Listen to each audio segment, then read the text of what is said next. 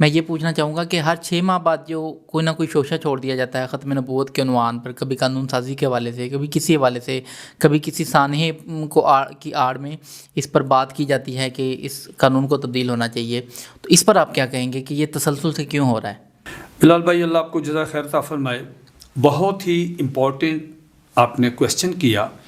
میری اس سلسلے میں جو گزارش ہے وہ یہ ہے کہ ہمارا ملک اسلامی ملک ہے. بالکل. اس کے دستور میں لکھا ہوا ہے کہ یہ اسلامی مملکت جمہوریہ، اسلامی جمہوریہ پاکستان ہے. اس کے پہلے آرٹیکل میں لکھا ہوا ہے. بالکل. یہ ملک جب بنا ہے تو یہ اسلام کے نام پہ بنا ہے. بالکل ٹھیک ہو گیا. بالکل. بڑی قربانیاں اس کے لیے دی ہیں، اور یہ اس نعرہ کی بنیاد پہ بنا ہے کہ پاکستان کا مطلب کیا؟ لا الہ الا اللہ. بالکل. اب یہ پاکستان کی جو اکثریت ہے وہ تو مسلمانوں کی ہے. بالکل. باقی جتنی بھی یہاں اقلیتیں ہیں وہ 2 یا 3% ہیں. باقی 97% جو ہیں وہ مسلمان ہیں. اب مسلمان جو ہیں وہ چاہتے ہیں کہ اس پاکستان میں ہمارا جو ایمان ہے وہ محفوظ رہے. بالکل. یہاں پہ ایک گروہ آیا پری پارٹیشن، اس میں مرزا قادیانی نے 1901 میں دعویٰ کیا نبوت کا. اس کے بعد ہمارے اکابرین نے، علماء کرام نے، مشائخ عظام نے بہت تحریکیں چلیں، بہت کچھ ہوا، پاکستان بن گیا. یہ حضرات یہاں پہ یہ چنیوٹ کے قریب چناب نگر، پہلا نام اس کا ربوہ تھا، وہاں پہ شفٹ ہو گئے. بالکل. یہ پورے پاکستان میں اس جھوٹے مدعی نبوت کے جو باطل نظریات تھے، جو اسلام کے ساتھ بالکل کنٹراڈکٹ مطلب نظریات تھے، متصادم تھے، یہ ان نظریات کا باقاعدہ تبلیغ کرتے تھے، تحریری طور پہ کتابچے تقسیم کرتے تھے، کتابیں اپنی تقسیم کرتے تھے. اور مزے کی بات ہے ہر سال یہ وہاں پہ جلسہ کرتے تھے. پورے پاکستان سے مسلمانوں کو یہ اپنا وہاں پہ دعوت دے کے لے کے جاتے تھے. اور بے شمار ہمارے مسلمان اس میں مرتد ہوئے. بالکل. یہ پاکستان بننے کے فوراً بعد؟ جی، پاکستان کے فوراً بعد سے لے کے آنورڈ 84 تک. اچھا، 84 تک. 84 میں جا کے وہ بین لگا. بالکل. تو 1974 میں ایک سانحہ ہوا، تحریک چلی. تحریک کے نتیجے میں تمام مسالک کے علماء کرام اکٹھے ہوئے. بالکل. قومی اسمبلی میں قرارداد پیش ہوئی، قانون سازی ہوئی. تمام مکاتب فکر کے علماء کرام نے اس میں بھرپور حصہ لیا. قومی اسمبلی میں بھٹو صاحب کی موجودگی میں جناب یہ بختیار صاحب اس کے اٹارنی جنرل تھے. وہی اس کے بعد فروق علی خان صاحب جو تھے سپیکر تھے، عبدالحفیظ پیرزادہ صاحب وزیر قانون تھے. تو وہاں پہ جو قرارداد پیش ہوئی بلال صاحب، اس کا جمہوری ملکوں میں جو مروجہ اصول یہ ہے کہ قرارداد پیش ہونے پر سپیکر قومی اسمبلی یہ کہتا ہے کہ جو حضرات کہتے ہیں کہ جو اس قرارداد کے حق میں ہیں وہ دائیں طرف آ جائیں، اور جو اس کی مخالفت کرتے ہیں پھر وہ اس کی ووٹنگ ہوتی ہے.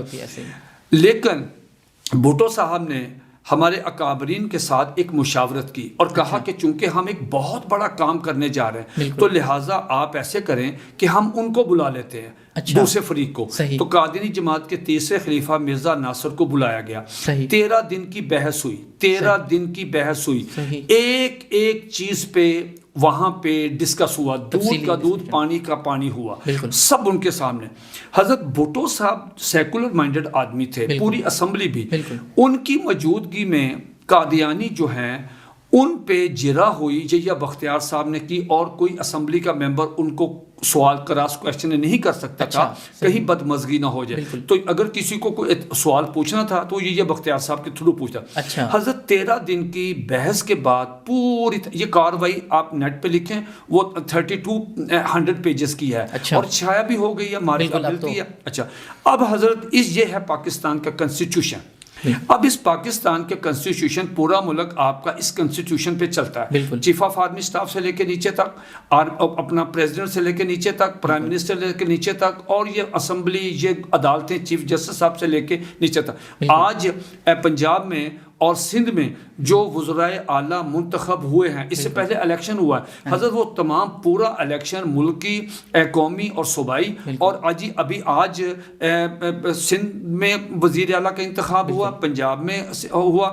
تو حضرت وہ سارا جو پروسیجر ہے کہ وہاں پہ کیا اڈاپٹ کرنا ہے، کن ہدایات کو، وہ ساری اس آئین میں لکھی ہوئی ہے۔ اسی طرح درجے سے حضرت 13 دن کی بحث کے بعد 74 میں 7 ستمبر 1974 کو ملک کی منتخب پارلیمنٹ نے متفقہ طور پہ قادیانیوں کو اس آئین کے آرٹیکل 106 اور 260 کے تحت ان کو نان مسلم قرار دے دیا، صحیح، کہ یہ اسلام کا پارٹ نہیں ہے، یہ باقی جو مذاہب ہیں غیر مسلم جیسے ہندو، سکھ، عیسائی، یہ اس جیسے ہیں، تو حضرت ان کو وہاں پہ دے دیا۔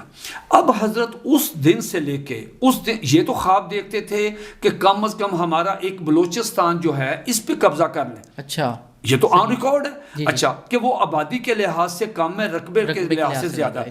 حضرت انہوں نے اس دن سے، جس دن یہ امینڈمنٹ ہوئی ہے 7 ستمبر کو، اس دن سے لے کے آج تک ان کا ایک فیک ان کا پروپیگنڈا، مغربی ممالک کو خطوط لکھنا، IMF کو لکھنا، ورلڈ بینک کو لکھنا، کبھی اقوام متحدہ کو لکھنا، حقوق انسانی کی ایمنسٹی انٹرنیشنل کو لکھنا، اس کا دباؤ، یہ کہتے ہیں کہ اس امینڈمنٹ کو ختم کریں۔ حضرت پورے پاکستان میں کہیں دو قادیانی اپنی ذاتی رقابت کی بنا پہ، اپنے ذاتی کوئی ان کا مسئلہ ہے، کوئی کاروباری مسئلہ، اگر ان میں سے ایک قادیانی دوسرے قادیانی کو قتل کر دیتا ہے، کہتے جی ہمیں یہ ترمیم ختم کرے، تو آپ کا پرسنل معاملہ ہے، اس میں تو نہیں۔ حضرت یہ وہ اس لیے کرتے ہیں، وہ کہتے ہیں کہ ہم آئین اور قانون کے پابند نہیں ہیں، یہ شوشہ ہر 6 مہینے کے بعد وہ چھوڑ دیتے ہیں کسی بہانے، کبھی تو حضرت وہ آسیہ مسیح والا مسئلہ آ جاتا ہے، کبھی حضرت یہ کہ آ جاتا ہے کہ ابھی جو آیا، کبھی آتا ہے جی کہ ہمیں حقوق پاکستان میں حاصل نہیں ہے، یہ بالکل ان کا فیک پروپیگنڈا ہے، اور یہ وہ صرف ان کے پیچھے ایک لابی ہے، بہت بڑی لابی۔ دیکھیں حضرت، وہ قادیانی جو ہیں یہ انگریز کا خود کاشتہ پوتا ہے، یہ اس کا لیب پالک بیٹا ہے، وہ ان کے حقوق کا تحفظ کرتا ہے۔ آئے دن ہمیں انگلینڈ سے، امریکہ سے انسٹرکشن آتی ہیں، ان کا خیال کریں، ان کے حقوق ان کا کریں، تو یہ ان کی صرف کوشش یہ ہے کہ ان کے خلاف جو کنسٹیٹیوشنل جو ہو چکی ہے کارروائی، اور جو ان کے خلاف جو لا کہتا ہے، یہ کہتے ہیں کہ اسے کسی طریقے سے ختم کر کے ہمیں دوبارہ پھر وہی مسلمانوں والا سٹیٹس دے کے، تاکہ پھر ہم وہاں پہ اسلام کے نام پہ جھوٹے مدعی نبوت مرزا غلام احمد قادیانی کی تعلیمات کو اس معاشرے میں پھیلا کے مسلمانوں کا ایمان لوٹ۔